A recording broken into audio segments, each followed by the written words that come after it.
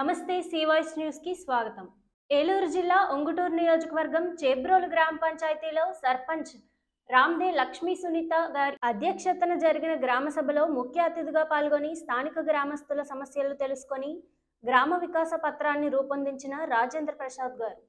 ఈ సందర్భంగా రాజేంద్ర ప్రసాద్ గారు మాట్లాడుతూ మహాత్మా గాంధీ జాతీయ ఉపాధి హామీ పథకం క్రింద వచ్చిన 36,000 కోట్లు వైఎస్ఆర్సీపీ నాయకుల జోబుల్లోకే వెళ్ళాయి. ఈ సమావేశంలో ఉమ్మడి పశ్చిమ గోదావరి జిల్లా పంచాయతీరాజ్ ఛాంబర్ అధ్యక్షుడు కడలి గోపాలరావు, జిల్లా సర్పంచుల సంఘం అధ్యక్షులు పాలడుగు లక్ష్మణరావు, రాష్ట్ర పంచాయతీరాజ్ ఛాంబర్ గౌరవ సలహాదారులు పిల్లి సత్యరాజు, సర్పంచుల సంఘం రాష్ట్ర ఉపాధ్యక్షులు పోతుల అన్నవరం, రామసింగవరం సర్పంచ్ అడపా శ్రీనివాస్, గోకవరం సర్పంచ్ నెక్కులపూడి సురేష్ బాబు, సర్పంచ్ సంధి ప్రభావతి సూర్యచంద్రరావు, శనగన రాంబాబు, సర్పంచులు D Alakananda, B Sindhu, P Radha, K Satyanarayana, CH Srikanth, ఉప సర్పంచ్ దుర్గా భవాని, రాష్ట్ర పంచాయతీరాజ్ ఛాంబర్ అధ్యక్షులు వై వినోదరాజు, ఉమ్మడి చిత్తూరు జిల్లా పంచాయతీరాజ్ ఛాంబర్ అధ్యక్షులు చుక్కా ధనుంజయ్ యాదవ్ తదితరులు పాల్గొన్నారు. గ్రామ ప్రజలు పెట్టి పింఛను కానివ్వండి, భరోసా కానివ్వండి, చేయూత కానివ్వండి, ఇవన్నీ కూడా అమ్మ ఒడి కానివ్వండి, వీటిలన్నిటిని లబ్ధిదారుల్ని ఎంపిక చేసి ఆ లబ్ధిదారులకి అది పంపిణీ చేసే అధికారం సర్పంచ్ది, గ్రామ సభది. మధ్యలో వీడేవాడు పొడంకాయ వాలంటీర్ వచ్చేస్తాడు, అన్నిటికీ నేను అంటాడు. అదేమంటే అదేదో సినిమాలో చెప్తాడు. ఏ సినిమా అది? మన పెదరాయుడు సినిమాలోనా? ఈయన బ్రహ్మానందంగా చెప్తాడు. ఆయన హీరో వచ్చి ఏదో అడుగుతాడు.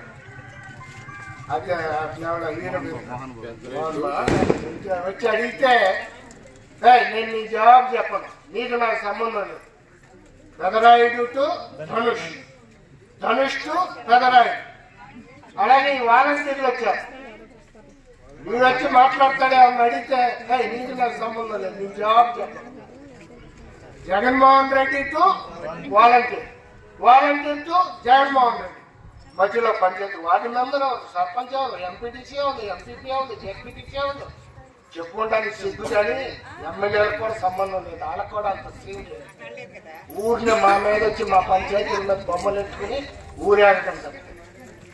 కనుక ఈ రకంగా సర్పంచుల యొక్క అధికారాలను కూడా అడ్డగోలుగా దోచివేయటం జరుగుతుంది. దీనికి వ్యతిరేకంగానే రాష్ట్ర వ్యాప్తంగా కూడా మేము పర్యటించడం జరుగుతుంది. అందులో భాగంగా గ్రామ వికాస పత్రాన్ని కూడా రూపొందించడం జరుగుతుంది. ఈ గ్రామ వికాస పత్రంలో మీ కష్టాలు, నష్టాలు, బాధలు చెప్పండి. వాటిలన్నింటినీ కూడా నమోదు చేసుకుని త్వరలో మన ప్రతిపక్ష నాయకులు చంద్రబాబు నాయుడు గారితో మీటింగ్ ఉంది. ఆ మీటింగ్లో ఆయనకి మన గ్రామ సమస్యలన్నిటికి సంబంధించిన వికాస పత్రాలు అందజేస్తామని తెలియజేస్తూ ఇప్పటికే చాలా కాలదీతమైంది. అందులో ఇవాళ క్రిస్మస్ పండుగ, మిమ్మల్ని అందరినీ ఇబ్బంది పెట్టినందుకు క్షమాపణ కోరుతూ ఆ క్రిస్మస్ శుభాకాంక్షలు కూడా మీకు అందరికీ తెలియజేస్తూ ఆ ప్రభు యేసుక్రీస్తు తన బిడ్డడైన జగన్మోహన్ రెడ్డికి తగినటువంటి సద్బుద్ధిని ఈ క్రిస్మస్ పర్వదినం సందర్భంగా ప్రసాదించమని చెప్పి అతనికి మారు సెలవు తీసుకుంటున్నాం.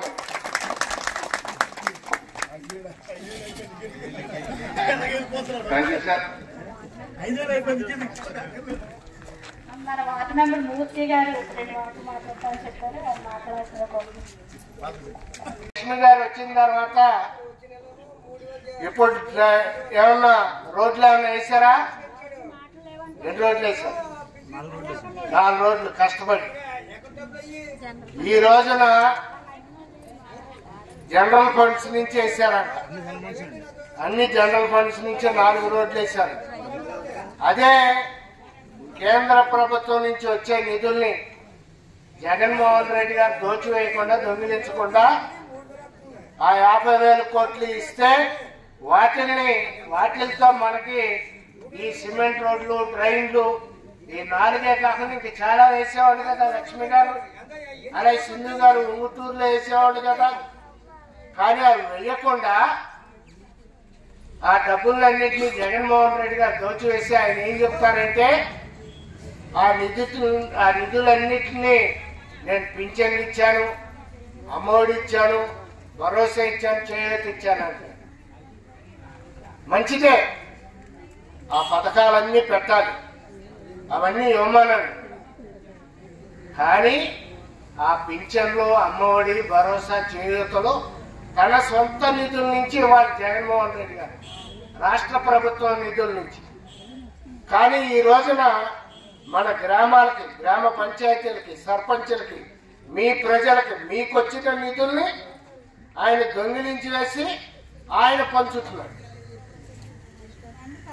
అంటే ఆయన పింఛనిచ్చి, అమ్మఒడిచ్చి ఆయన మంచోడు, గొప్పోడు, సాక్షాత్తు యేసుక్రీస్తు ప్రభు అని బొమ్మలు వేసుకుంటాడు ఫ్లెక్సీలు.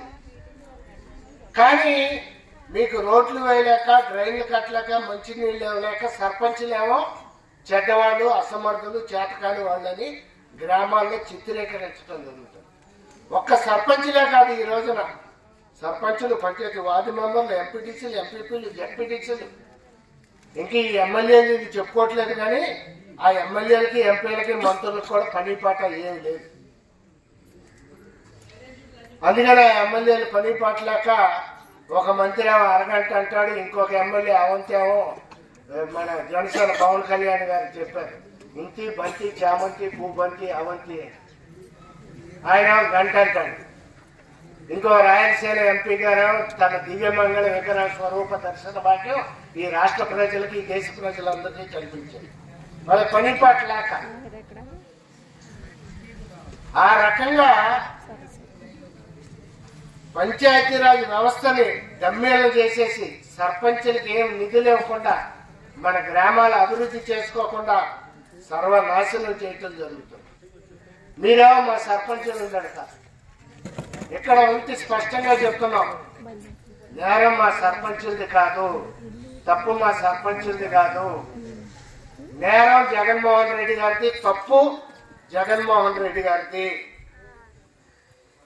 ఆయన తప్పు చేసి, ఆయన డబ్బులు దొంగిలించి సర్పంచుల మీద ఆ యొక్క అభండాలు పడే విధంగా, చెడ్డ పేరు వచ్చే విధంగా ఆయన ఒక్కడే గొప్పడు, ఇంద్రుడు, చంద్రుడు, యేసుక్రీస్తు అని చెప్పడం జరుగుతుంది.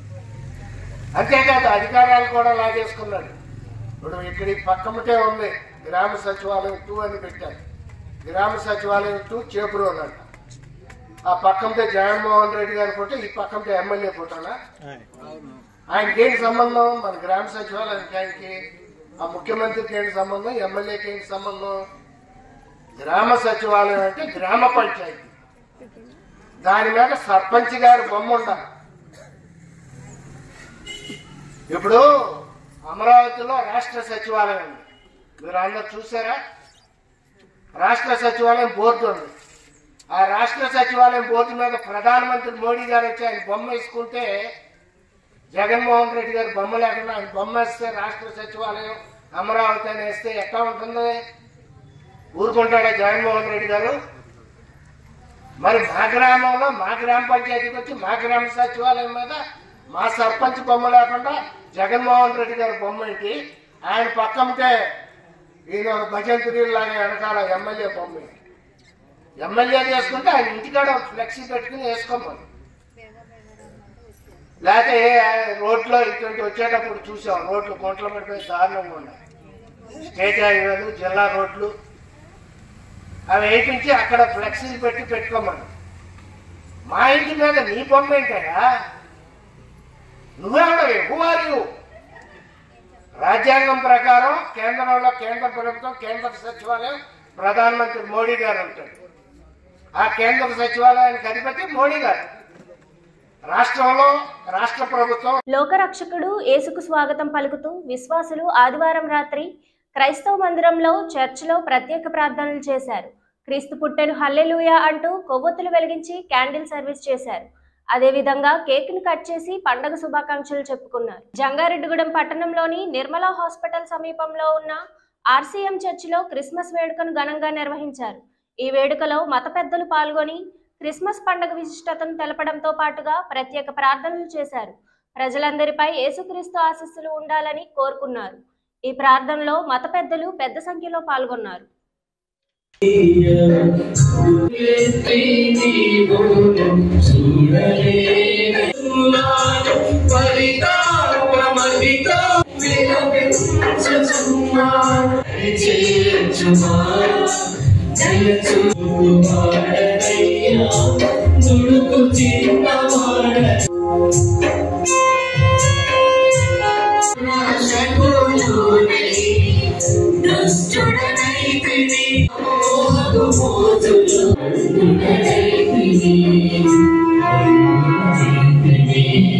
నేడు దావీదు నగరమున మీకు ఒక రక్షకుడు పుట్టెను, ఆయనే యేసు క్రీస్తు. యేసు అనగా రక్షకుడు, క్రీస్తు అనగా అభిషేకుడు.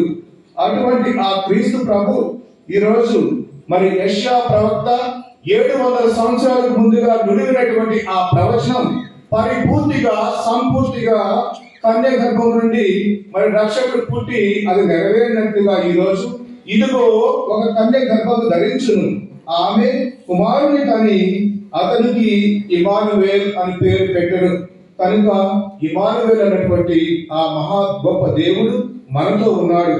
మనతో ఉండాలని, సదా ఆయనతో మనము కూడా ఉండాలని ఈనాటి దివ్య బలి పూజలో ప్రత్యేక విధముగా ఈ జంగారెడ్డిగూడెంలో ఉన్న ప్రతి ఒక్కరిని కూడా, క్రైస్తవులను మాత్రమే కాదు క్రైస్తవేతరులను ప్రతి ఒక్కరిని కూడా దీవించాలని ఈ పవిత్రమైనటువంటి దివ్య బలి పూజను సమర్పిస్తూ ఉన్నాను.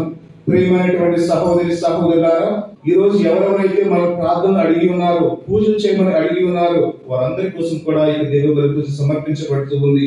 తద్వారా ఈ రోజు పవిత్రమైనటువంటి ఈ దివ్య బలి పూజలో మనందరం కూడా యోగ్యులుగా పాల్గొనడానికి చాలా మందిని కూడా సంగీతం చేసి మనకి హృదయాలను సంసిద్ధంగా ఉంచుకున్నాం. దేవుడు మనకి ఈ సంవత్సరం మొత్తం కూడా ఈ 2023లో చేసినటువంటి అనేకమైనటువంటి అద్భుతాలకు గాను, ఆయన చేసినటువంటి క్రియలకు గాను మరి మంచి హృదయంతో ఆయన కృతజ్ఞత తెలుపుతూ అలాగే ఆయన యొక్క పాప మన్నింపును కోరుకుందాము. యువతను చెడు మార్గం వైపు కాకుండా క్రీడల వైపు మళ్లించే దిశగా రాష్ట్ర ముఖ్యమంత్రి వైఎస్ జగన్మోహన్ రెడ్డి ఆడుదాం ఆంధ్ర కార్యక్రమాన్ని ప్రవేశపెట్టారని చింతలపూడి ఎమ్మెల్యే ఉన్నమట్ల ఎలిజా తెలిపారు. ఆడుదాం ఆంధ్ర కార్యక్రమంలో భాగంగా జంగారెడ్డిగూడెం పట్టణంలో 3K రన్ నిర్వహించారు. పట్టణంలోని ఆర్డీఓ కార్యాలయం వద్ద ఈ ర్యాలీని ఎమ్మెల్యే ఎలిజా జెండా ఊపి ప్రారంభించారు. మసీద్ సెంటర్ నుంచి జిల్లా పరిషత్ బాలూర్ హై స్కూల్ వరకు జరిగిన ఈ ర్యాలీలో పలువురు ఉత్సాహంగా పాల్గొన్నారు. ఈ సందర్భంగా ఎమ్మెల్యే మాట్లాడుతూ ఈ నెల 26 నుంచి ఆడుదాం ఆంధ్ర కార్యక్రమం ప్రారంభమవుతుందన్నారు. సచివాలయం స్థాయి నుంచి రాష్ట్ర స్థాయి వరకు ఈ కార్యక్రమం కొనసాగుతుందన్నారు. కావున 16 సంవత్సరాలు పైబడిన వారు ఈ పోటీలలో పాల్గొని వారి ప్రతిభను కనబరచాలని సూచించారు. ఈ కార్యక్రమంలో ZPTC Polanati Babji, municipal vice చైర్మన్లు Kancharla Vasaviratnam, Muppidi Veeranjaneyulu, RDO K Addayya, commissioner P Bhavani Prasad, tahsildar K Srivajoji, MPDO K Vijay Prasad, పట్టణ సిఐ రాజేష్ తదితరులు పాల్గొన్నారు.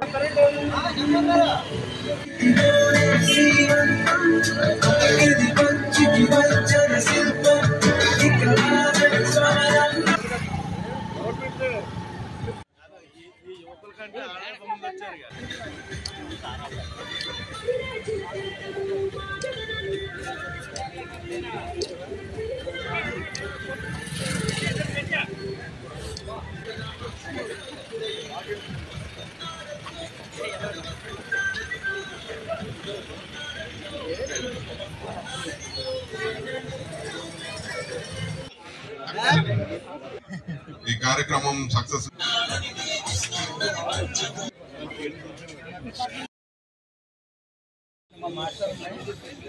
Thank you.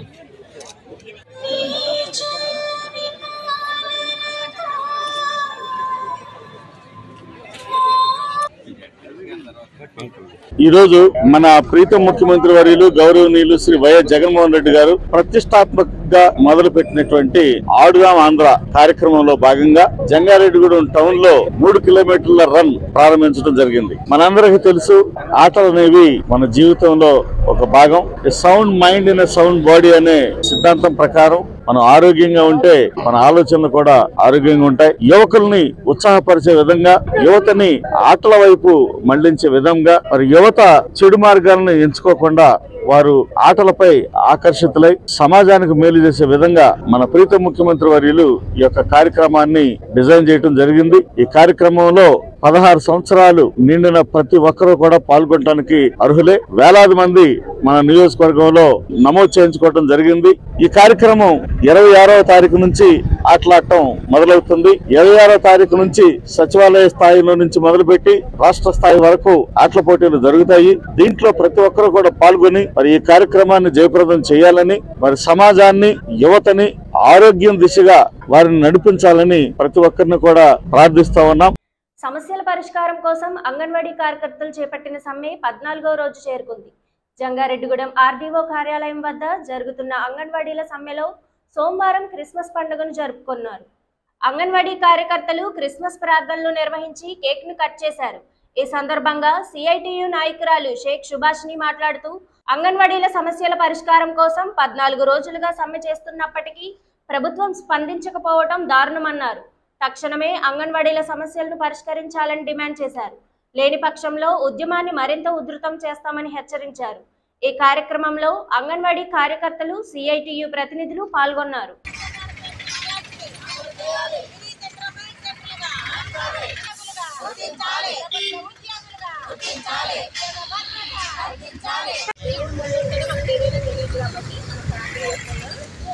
ప్రార్థన చేసుకున్నాం. సకలాశీర్వాదానికి కారణమైన మా శ్రీకరణ తండ్రి, ఇదిగో నా తండ్రి, ఈ ఉదయకాల సమయంలో మిమ్మల్ని ఎందుకు జ్ఞాపకం చేసుకుంటున్నా మీకు తెలిసిన ఆయన ఎన్ని రోజుల నుంచి 14 రోజుల నుంచి నా తండ్రి నాయన మేము ఇదిగో నాయన ఈ శిబిరాల్లో నాయన మేము ఒక్కనే కాదు ప్రభు ఆయన రాష్ట్రం అంతా కూడా ఈ రోజున క్రిస్మస్ సందర్భంగా ఇక్కడున్నటువంటి మన కార్మికులందరి వర్కర్లందరికీ కూడా క్రిస్మస్ శుభాకాంక్షలు తెలియజేస్తూ మరి ఈ రోజున అంగన్వాడీ వర్కర్స్ సమ్మె సందర్భంగా క్రిస్మస్ కూడా మరి ఈ రోజున ఇదే సమ్మెలో కొనసాగింపుగా చేసుకోవాల్సిన పరిస్థితి, సమ్మె సందర్భంగా టెంటలో చేసుకునే పరిస్థితి తీసుకొచ్చారు. దీనికి కారణం మీరే అనేది ఈ సందర్భంగా తెలియజేస్తా ఉన్నా. మరి ఈ సందర్భంగా ఇక్కడ చేసుకుంటా ఉన్నారు. మరి ఎవరిని మీరు ఈ రోజున పలకరిస్తూ ఉన్నారు? కష్టాల్లో ఉన్న వాళ్ళు మీరు ఆదుకుంటున్నారా? ఇకనైనా మీరు ఆలోచన చెయ్యండి. ఈ రోజున రోధిస్తూ ఆడపిల్లలు ఇక్కడ అంగన్వాడీ వర్కర్లు ఇక్కడే మరి ప్రార్థన చేసుకోవాల్సిన పరిస్థితి మీరు తీసుకొచ్చారు. దయచేసి ఆలోచన చెయ్యండి.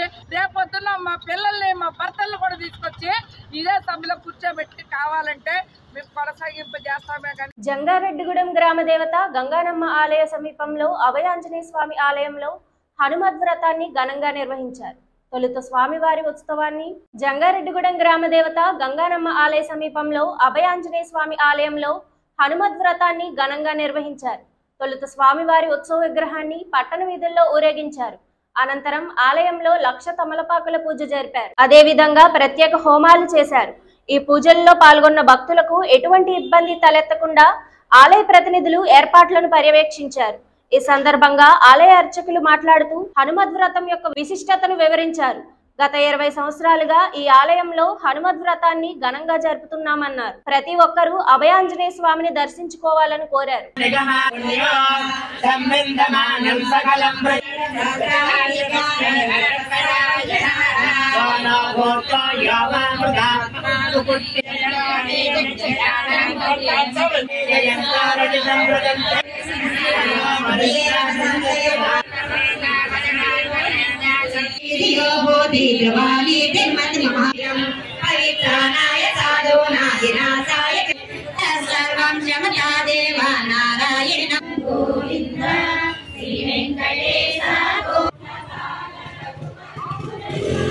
మన జంగారెడ్డిగూడెం పట్టణాన్ని మధ్యస్థంగా వేయించేసినటువంటి గంగారమ్మ అమ్మవారి ఆలయం వెనుక భాగాన్ని వేయించేస్తున్న శ్రీ భక్తాంజనేయ స్వామి వారి యొక్క దివ్య సన్నిధానంలో ప్రతి సంవత్సరం కూడా హనుమద్వ్రత మహోత్సవంలో భాగంగా 1,00,000 తమలపాకుల పూజా కార్యక్రమం కమిటీ వారి ఆధ్వర్యంలో భక్తుల అందరి సహకారంతో, కమిటీ వారి యొక్క సహకారంతో శ్రీ భక్తాంజనేయ స్వామి వారికి మార్గశిర శుద్ధ త్రయోదశి రోజున హనుమత్కృత మహోత్సవం ప్రతి సంవత్సరం కూడా గత 20 సంవత్సరాల బట్టి కూడా అత్యంత వైభవపేతంగా దిగ్విజయంగా 20 సంవత్సరాలు కూడా కొనసాగించుకుంటూ భక్తులందరి సహకారంతో లోక క్షేమార్థం లోక రక్షణార్థం మార్గశిర మాసంలో హనుమత్ వ్రతం ఒక దివ్యమైనటువంటి వ్రతము. ఈ వ్రతము కనుక ఎవరైతే ఆచరిస్తారో వారందరికీ కూడా హనుమంతుడి యొక్క పరిపూర్ణమైనటువంటి కరుణా కటాక్షాలు ప్రసరింపజేసి ఆ చల్లని మారుతి యొక్క ఆశీస్సులు ప్రతి ఒక్కరికి కూడా ఉంటాయి. బుద్ధి, బలము, యశస్సు, కీర్తి ఇచ్చేటువంటి హనుమంతుడిని కనుక ఎవరైతే ఆరాధిస్తారో, స్వామిని చూసి దర్శిస్తారో వారి సర్వదేవతల్ని దర్శించేటువంటి భాగ్యాన్ని జరుగుతుంది. కనుక భక్తులందరూ కూడా ప్రతి సంవత్సరం కూడా ఈ లక్షదమనపాకుల పూజా కార్యక్రమంలో వేలాది మంది పాల్గొని అత్యంత వైభవపేతంగా ఈ భక్తాంజనేయ స్వామి వారికి లక్షదమనపాకుల పూజా కార్యక్రమాన్ని మనందరూ కూడా జరుపుకుంటున్నాము. ఇటువంటి కార్యక్రమాల్లో భక్తులందరూ కూడా వేలాది మంది పాల్గొని స్వామివారికి జరిగినటువంటి కార్యక్రమంలో మీ అందరూ కూడా భాగస్వాములయ్యి స్వామివారి యొక్క అనుగ్రహాన్ని పొందవలసిందిగా తెలియజేస్తున్నాము. ఈ వార్తలు ఇంతటితో సమాప్తం. నమస్కారం.